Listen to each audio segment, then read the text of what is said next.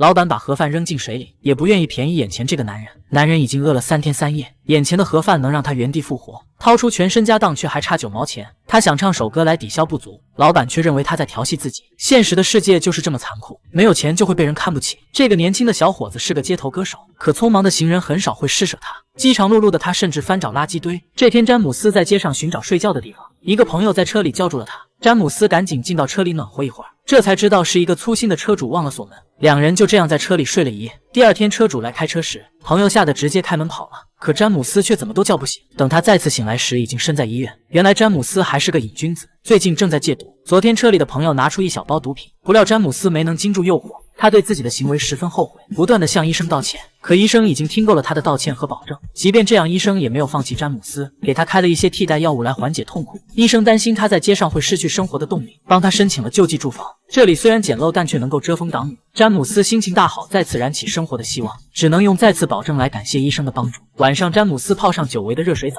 准备洗去一切过往，重新开始。这时外面却传来响声，虽然家里没有值钱的东西，詹姆斯还是有些害怕。他拿起鞋子，壮着胆走了出去，结果没有看到任何人，只听到一声猫叫。原来闯入者是一只小橘猫。看见小橘猫正在饥饿地偷吃它的麦片，詹姆斯感到好气又好笑，最后把自己仅有的牛奶给小猫喝点。小猫吃饱喝足之后，并没有要走的意思，于是詹姆斯就给它唱了一支歌。两人就这样过了温馨的一夜。第二天，詹姆斯抱着小猫，以为是附近邻居家丢的，结果并没有找到它的主人。詹姆斯只好把小猫放到路边，想着他也许会找到回家的路。随后他如约到药店取药，接着回到路上乞讨卖唱，却被保安嫌弃的驱赶。这时詹姆斯看见了不远处的父亲，他赶紧上前去打个招呼，可父亲却有所顾忌，好像不想说话。原来他正在和继母逛街，眼看就要到圣诞节了，詹姆斯想着也许能一家人团聚，可显然继母并没有把詹姆斯当成家人。父亲不好意思的给詹姆斯塞了点钱，便匆忙的离开。詹姆斯一脸失落的回到家里，却再次听见了小橘猫的呼唤。原来他受了伤，正在向自己求助。詹姆斯也没有什么办法，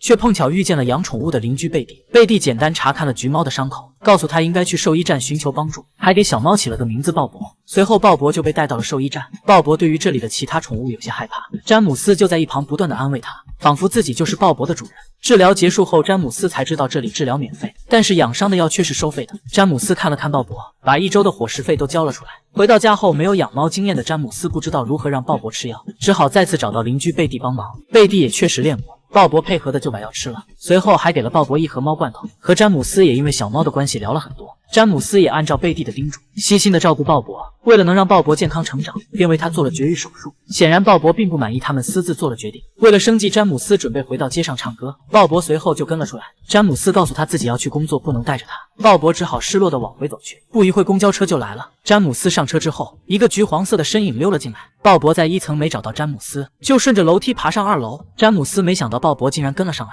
把他放在窗前欣赏风景。等到了人多的闹市区，詹姆斯担心鲍勃乱跑，于是把他放在了肩膀上。这一人一猫的组合瞬间吸引了不少人。路人见到如此可爱的鲍勃，不是上来摸摸，就是举起手机拍照。等到詹姆斯开始演唱的时候，鲍勃成功扮演了气氛组，给他招来了不少观众，随之而来的是更多的打赏。两人的第一次合作非常成功，一天赚的比过去1周都多。詹姆斯觉得鲍勃就是自己的吉祥物，回家之后好好奖励了他一顿。第二天出来的时候，那个毒友再次找上了他，希望詹姆斯能够收留自己几天。然而詹姆斯已经下定决心不再接触毒品，只是可怜的给了对方1点零钱，并提出从此以后断绝来往。詹姆斯已经开始走上了正轨，他每天都卖力的演唱，和鲍勃的合作也越来越默契，每天的收入已经能让他俩填饱肚子。鲍勃甚至有了自己的粉丝，他会收到猫罐头和一些小礼物。因为对动物的喜爱，詹姆斯和贝蒂的关系也越来越亲密，两人聊得越来越多。贝蒂也透露出对毒品的痛恨，自己的哥哥就是被毒品害死的。听到这里，詹姆斯更加下定决心，一定要戒毒成功。圣诞节这天，两人一猫度过了愉快的一天。詹姆斯的美妙歌声更是俘获了贝蒂的芳心。到了晚上，詹姆斯还是向往一家人团聚，他想着自己已经改过自新，便带着礼物来到了父亲家里。Happy New Year。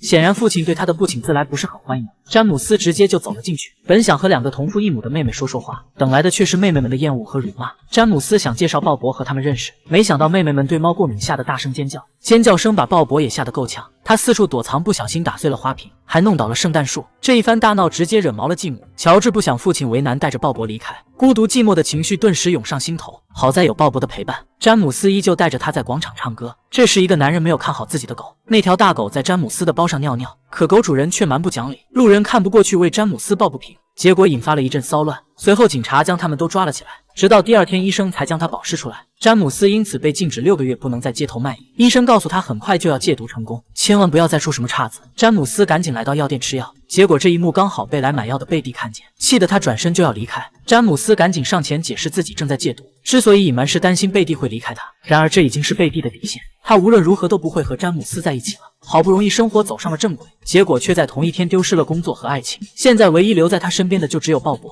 为了给鲍勃赚猫粮，詹姆斯找了一份杂志推销员的工作。没想到鲍勃的光环依旧不减，为他招揽了不少顾客，杂志很快就卖了出去。之后的一天，一对母子前来卖杂志，而实际上他们却另有所图。因为儿子喜欢鲍勃，这个女人竟然想直接出钱买下。詹姆斯委婉拒绝了对方，可是女人却仗着有钱得寸进尺，还让詹姆斯随意开价，这让詹姆斯感到自尊受到侮辱。他直接反问对方 How much for your kid? I'll trade you. Yeah, I'll give him a decent home.